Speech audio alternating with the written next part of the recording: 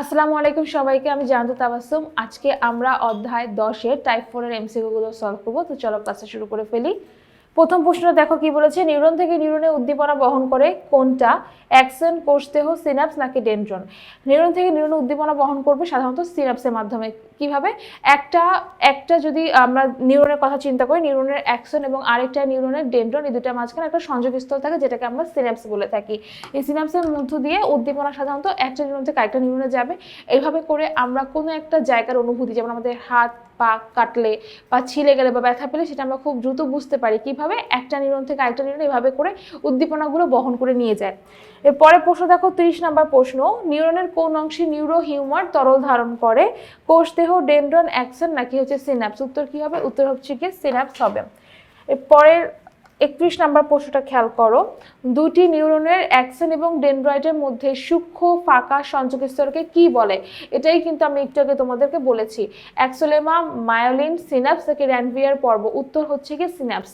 এই দুটার সংযোগস্থলকে আমরা কি বলবো? সিনাপস বলবো। প্রতিবর্তী ক্রিয়াকে নিয়ন্ত্রণ করে কোনটা? মস্তিষ্ক, হরমোন, সুষুম্নাকাণ্ড নাকি কি নিউরন? কে নিয়ন্ত্রণ করবে প্রতিবর্তী ক্রিয়াকে? উত্তর হচ্ছে গিয়ে সুষুম্নাকাণ্ড। সুষুম্নাকাণ্ড প্রতিবর্তী ক্রিয়াগুলোকে নিয়ন্ত্রণ করে। কিভাবে? একটা উদাহরণ দিই। যেমন মনে করো তোমার বাম হাতে একটা মশা বসেছে, তুমি ডান হাত দিয়ে মশাটাকে ঠাস করে মেরে ফেললে।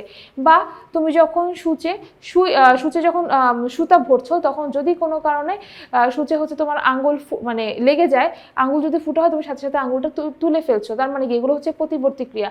বা তুমি যদি কোনো একটা পাতিল হঠাৎ করে, গরম পাতিল যদি ধরো, হঠাৎ করে ধরলে আমরা হাতটা সাথে সাথে সরিয়ে নিই, এগুলোকে বলা হয় প্রতিবর্তী ক্রিয়া। এই ক্রিয়াগুলো কোথায়? এই ক্রিয়াগুলোকে কে নিয়ন্ত্রণ করে? সুষুম্নাকাণ্ড নিয়ন্ত্রণ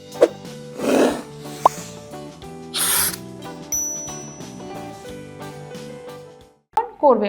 এরপরে প্রশ্ন দেখো, স্বয়ংক্রিয় স্নায়ুতন্ত্র দ্বারা নিয়ন্ত্রিত হয় কোনটির কাজ? নাক, কান, দাঁত, মুখমণ্ডল, অন্ত্র, অগ্নাশয়, জিহ্বা নাকি হৃৎপিণ্ড? অর্থাৎ স্বয়ংক্রিয় স্নায়ুতন্ত্র কি করবে? স্বয়ংক্রিয় স্নায়ুতন্ত্রের মাধ্যমে আমাদের ওই অঙ্গটা নিজের ইচ্ছা মতো সংকোচন প্রসারণ ঘটবে। তাহলে আমাদের উত্তর হচ্ছে কি অন্ত্র এবং অগ্নাশয়, কারণ এই দুইটার উপরে কিন্তু আমাদের কারোর কোনো হাত নেই। আমরা দেখা যায় কি, আমরা গিয়ে অন্য যে অঙ্গগুলো আছে সেগুলোর মধ্যে কিন্তু স্বয়ংক্রিয় স্নায়ুতন্ত্রটা দেখা যায় নেই। কিন্তু স্বয়ংক্রিয় স্নায়ুতন্ত্র দ্বারা নিয়ন্ত্রিত হবে শুধুমাত্র যে অন্ত্র, অগ্নাশয়, হৃৎপিণ্ড, পাকস্থলী, যেগুলোতে আমরা নিজের ইচ্ছা মতো কোনো কাজ করাতে পারবো না। পরের প্রশ্ন দেখো, কোন রোগে আক্রান্ত ব্যক্তি রান্নাঘরে একা রান্না করা উচিত নয়? প্যারালাইসিস, স্ট্রোক, এপিলেপসি নাকি পার্কিনসন? উত্তর কি হবে? উত্তর হচ্ছে এপিলেপসি বা মৃগী রোগী হবে। মৃগী রোগ হবে। কারণ কি? দেখা যায় অনেক সময় মৃগী রোগী হঠাৎ করে খিচুড়ি উঠে যেতে পারে। যদি রান্নাঘরে থাকেন তাহলে খিচুড়ি উঠে গেলে তখন তার নিয়ন্ত্রণ থাকবে না, হাতে পায়ের কোনো নিয়ন্ত্রণ থাকবে না, আগুন ধরে যেতে পারে। এই কারণে এই রোগে আক্রান্ত ব্যক্তির কখনোই রান্নাঘরে একা রান্না করা উচিত নয়। এরপরে আরেকটা প্রশ্ন আছে, দেখো 35 নম্বর প্রশ্নটা, পার্কিনসন রোগ হয় কোনটির অভাবে? বা মস্তিষ্কের কোনটির অভাবে পার্কিনসন রোগ হবে?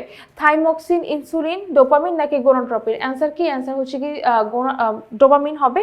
ডোপামিন এই হরমোনটা দেখা যায় মস্তিষ্কে যদি অভাব হয় বা এই হরমোনটা যদি ঠিকমতো নিঃসরণ না হয়, সেক্ষেত্রে পার্কিনসন রোগ দেখা যায়।